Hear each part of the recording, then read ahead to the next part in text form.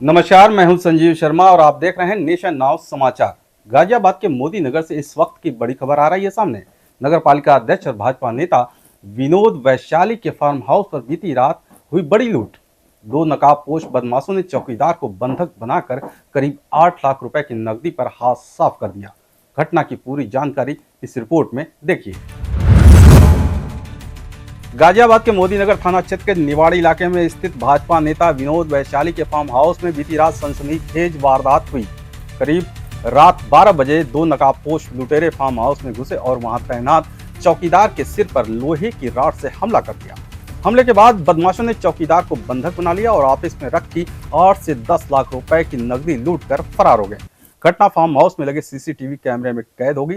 चौकीदार ने किसी तरह अपने हाथ छुड़ाए रास्ते से जा रहे एक व्यक्ति से फोन लेकर बीजेपी नेता विनोद वैशाली को सूचना दी। सूचना मिलते ही विनोद वैशाली मौके पर पहुंचे और पुलिस को बुलाया। पुलिस जांच में जुट गई है। वहीं विधायक मंजू सिवाच भी मौके पर पहुंचे और प्रशासन की कार्यशैली पर सवाल उठाए। आज 12:30 बजे के आसपास मैं बाथरूम करने उठा था और मैं जैसे ही आकर तख्त पर बैठा, कुछ अज्ञात लोगों ने मेरे साथ सिर में रॉड मारी और मैं बेहोश हो गया। फिर तख्त पर जो अज्ञात लोग थे वो दरवाजा खोल कर आए थे, आपने दरवाजा खोला था या दीवार कूद कर आए थे? किस तरह से फैक्ट्री में वो अंदर आए थे?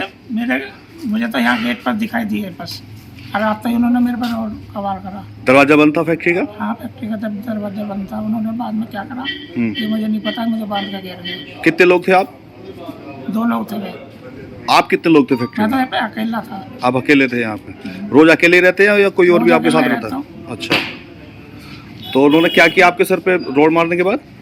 मुझे ऊपर तख्त पर घेर गया, बांध दिए, मेरे पाँव बांध दे पहले, फिर एक कृष्णा चले गया, फिर दोबारा आकर मेरा हाथ बांध दे पीछे, उसके बाद क्या किया उन्होंने? कुछ जानकारी है आपको? नहीं, फिर उसके बाद क्या करा, एक जना यहीं बैठ गया मेरे पास, उनका हिला जुला था, गोली मार देंगे। कोई हथियार वगैरह थे उनके पास? हाँ, हथियार थे। क्या हथियार थे उनके पास? हथियार एक तो छुरा सा था, एक रोड थी। अच्छा, और तमंचे का तो मुझे देखो पता नहीं। नहीं, आपने जैसे कहा ना कि उन्होंने कहा कि गोली मार देंगे, तो क्या कोई बंदूक वगैरह कोई उनके हाथ में तमंचा वगैरह? अच्छा, हाँ। तो पहले सिर्फ आपके सर पे जो रोड मार के आपको घायल कर दिया? हाँ जी।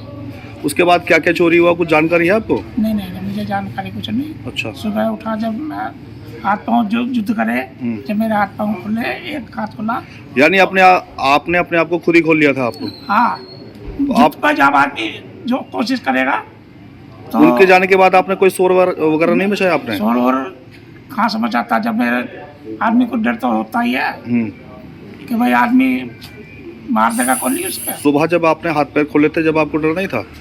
सुबह 4 बजे लेते अच्छा, डरने वरने वाले आपको जानकारी हो गई थी कि वो जा चुके हैं यहाँ से?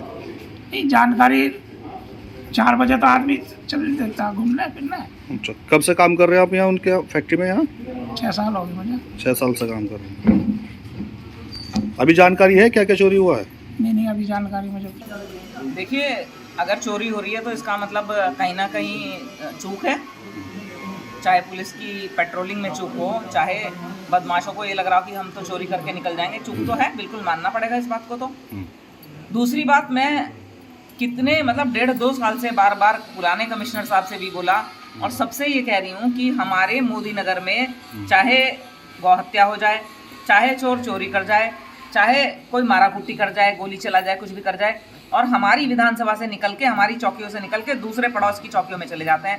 चाहे वो जानी थाना क्षेत्र की चौकियाँ हों, चाहे हमारे मेरठ दक्षिण की हों, और चाहे उधर पिलखवा की हों, चाहे इधर मुरादनगर की के आगे की हों। तो मेरा कमिश्नर साहब को रिटर्न में दिया मैंने कि जी, एक तो मोदी नगर में चौकी बढ़नी चाहिए, खासतौर से मैंने तिबड़ा रोड के लिए भी कहा था, जमीन भी ढूंढवाई थी, और एक थाना बढ़ना चाहिए कि जिससे गोविंदपुरी और आसपास के जो गांव का क्षेत्र है उसकी अच्छी से पेट्रोलिंग हो सके।